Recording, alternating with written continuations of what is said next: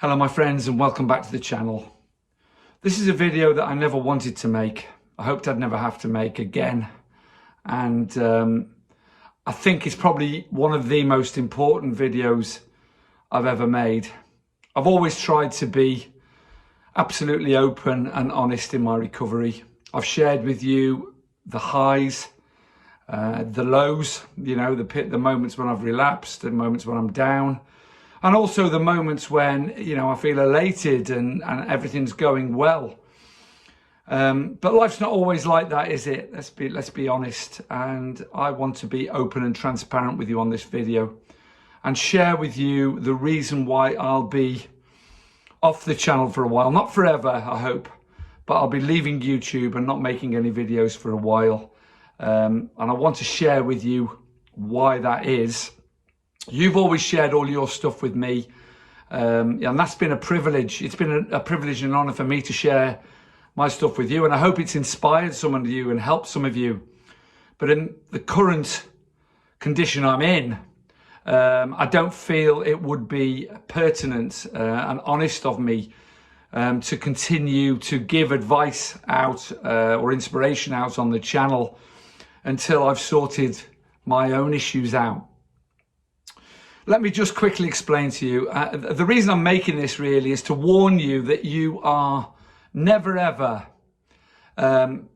free from addiction, really. You know, you may go through, and I hope you go through, like I have, long periods of happy sobriety where everything is great and the world is good, life is good.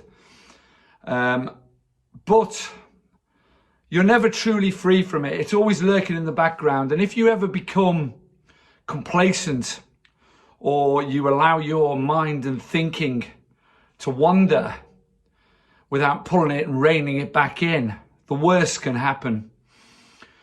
As you probably know, I've come over to England from Spain after sort of 3 years not being able to travel, to be with my wonderful, beautiful family who've welcomed me for my birthday with open arms into their homes. And it's been absolutely amazing. So you would think, wouldn't you, that life is full of roses and, you know, that I'm happy. Well, I am, you know, and I was happy, you know, I came back. But really, I should have realized that my addictions, if you follow the channel and have a look back at their previous videos, please, you know, they've involved, I mean, alcohol's always been there, but the thought of having a drink hasn't even crossed my mind. So there you go, you think everything's hunky-dory. Sober, the thoughts of drinking haven't crossed my mind. But there is one addiction that has always lurked there. It's a very, very dangerous one. I was heavily addicted to pain pills and opiates for many, many years.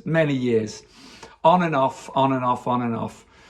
In Spain, where I've spent the last 3 years, you can't buy opiates over the counter in pharmacies. It's never crossed my mind because, you know, my sobriety's run well in Spain. I'm cocooned there. I've got my recovery there, you know, my groups I go to, my volunteering. I have my routine. So the thoughts never crossed my mind. I really should have realised, if you like, it's a very different situation in the UK. All pharmacies can sell narcotic pain pills.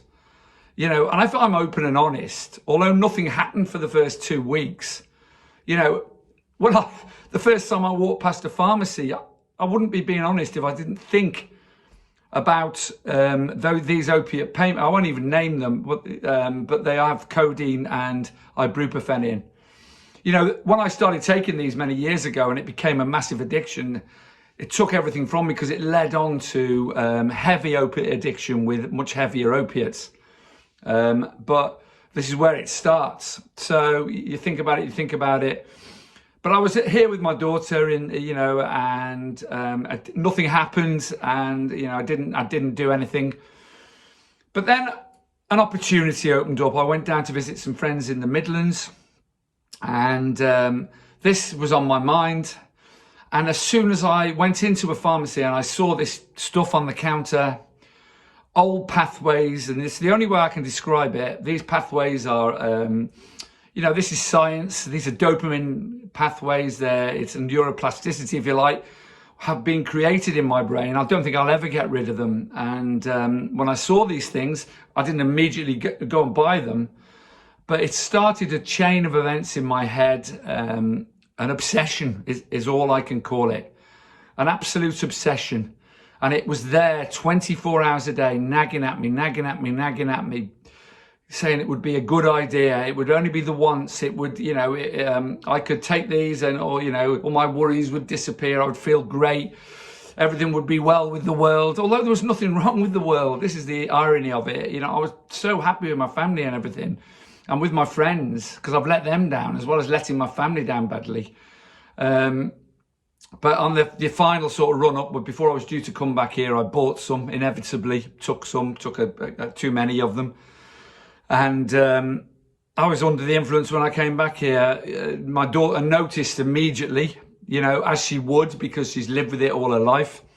I think subconsciously I wanted to be caught because I hid these things, the ones that were left, that is, that I bought, in such a ridiculously stupid place. She knew, and it was my birthday dinner. The family were all there. I wasn't in a great headspace. She knew that.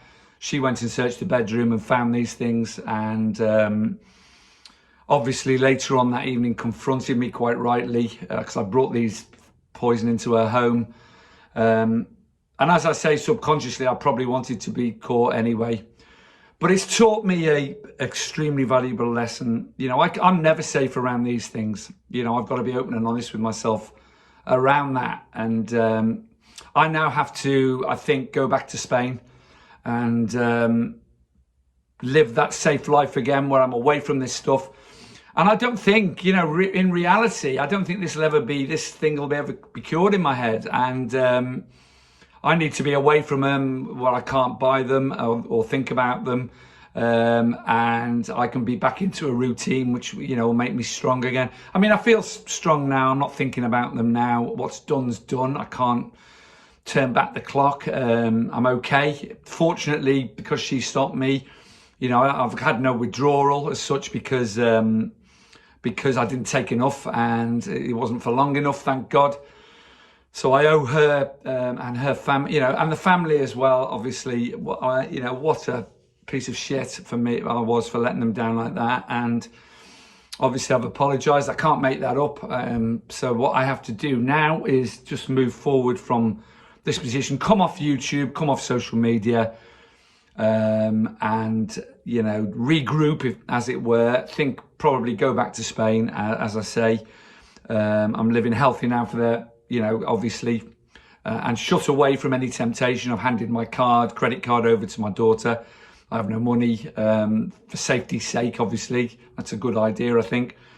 So I'm being open, honest and transparent with you. And I want to come back and make these again when everything's okay. It may be a month, it may be 6 months, I don't know. But it's going to be, there's going to be a short period while I get my shit together, as it were. If you feel like you want to give the channel a bit of support, which it badly needs for me to start up again, please click the Ko-fi link in the description and have a read of that, how you can do that. And just continue to subscribe and like the videos that you do watch, because obviously everything will be remaining online. And I probably won't be answering any messages. Well, I definitely won't be answering any messages that come through, even off this video. So, I'm sorry if that's the case, but I really need to step away now. And for my family's sake, for my sake, for everybody's sake, and regroup and get strong again. But everything's okay. I'm sober again. I'm okay again. I just need to get away, as I say, and get away from these things where there's no temptation, and get back into a strong routine again, which I will do. So I will see you very soon, my friends. Carpe diem. For those of you still struggling, keep fighting, never give up. It's never too late. But don't get complacent, my friends. Don't sit back on your recovery and hope that everything's going to be all right. It's something you have to work at 24 hours a day, constantly. It's always going to be there, those thoughts in your head, if you're not careful and if you're not watching them. Be the watcher of your thoughts and stay strong. And it's a wonderful life. I've got a wonderful life. I've got a wonderful, beautiful, loving family, thank God. If I didn't have that, who knows where I'd be. So thank you for listening. I'll see you very soon. Bye-bye. Stay strong. Bye-bye.